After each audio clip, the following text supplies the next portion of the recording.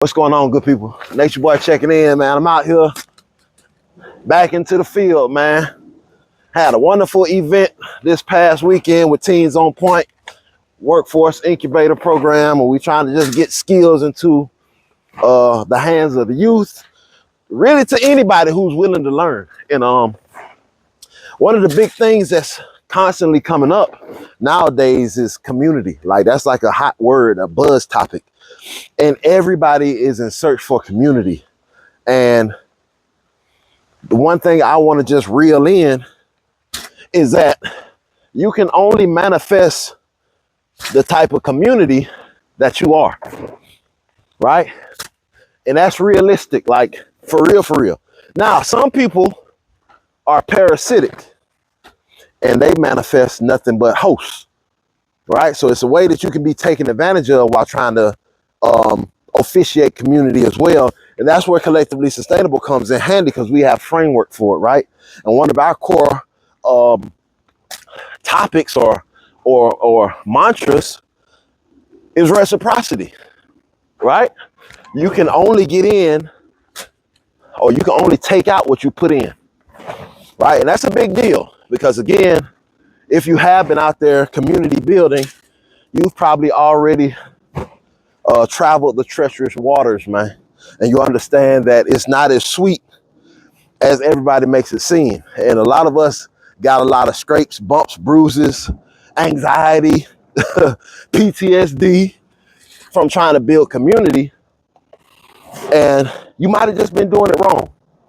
And for those of us who are saying you want community and community is the key, it's not a secret heal all. The real reality is you're only going to build the community that you represent. So I'm here today, taking out time on my Sunday. I could be relaxing, but this is more important. I'm helping Coach Mello and Coach D set up their stewardship center in Stockbridge, about 15, 17 minutes down the road from us. The whole thing is we're trying to make as many stewardship centers as possible, because we understand that we need to start exercising each other as resources, right? Utilizing each other as resources, and just really getting into the modality of community. And yeah, it takes me to come out here and shovel compost, a truckload of compost, courtesy of Food Well Alliance. And this is what we do anyway. We get these resources out of farm as a farm, and we try to distribute them amongst the community, anybody who wants to grow. But again, stewardship centers are just where we can edify our culture, and, you know, especially our culture moving forward into this new dimension, this new paradigm that, again, we're calling for. Reciprocity is one of the main ingredients to a successful community, because some people do come in with the same capitalistic views, parasitic views, and they only see what they can get out, right? They think that spending money is the only way to get in. And once they spend the money, they like, I'm taking everything. I'm getting my money's worth. And that's not how you build community, right? Unless that's a community that you see that you want to be involved in. A transactional community. That's cool. That might be your thing. For us, it's more intentional. It's more specific about, again, building that new paradigm, that bridge forward into this new culture. And so Mello, Coach D and Coach Mello, Deani and Mello, they're very specific to our community. Their skill set is mostly rooted in emotional development for children. And we all know, again, we're talking about a new community, a new culture, a new way forward. We got to start with the youth and getting them to understand how important it is to recognize their emotions, how important it is to validate their emotions, and how important it is to convey their emotions. And Coach D and Coach Mello are A1 top tier. They've been doing good work with us, with our programs, and we just been interconnected in that fashion. And so, again, this is what community looks like. And when I need some help, they're typically one of the first ones here. So I'm gonna, in exchange, give them the same amount of energy that they've been giving us. And today, we rolling over there. Y'all gonna go along on the ride with me. It's raining now. Got them a raspberry bush. We're gonna plant some sweet potatoes.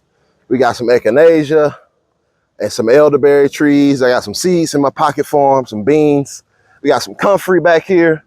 So not only am I going over with the soil compost, agricultural grade compost, I'm actually going over with the plants too, and we're gonna help them install.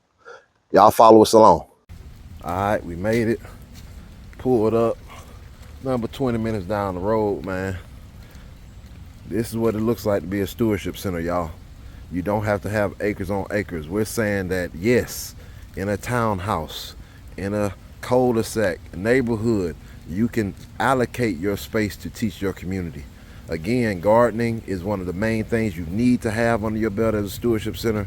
But Coach D and Coach Mello, again, their specialty is emotional intelligence, targeted towards kids. They do it for adults too, but they want to do more of their programming for children. And again, conflict resolution, emotional intelligence, how to feel through your feelings. This is important. This is paramount. So this is how we show up for community. I'm the agricultural guy, man. I'm coming bearing the gifts. We getting active, man. If you want to join the movement, www.collectivelysustainable.org.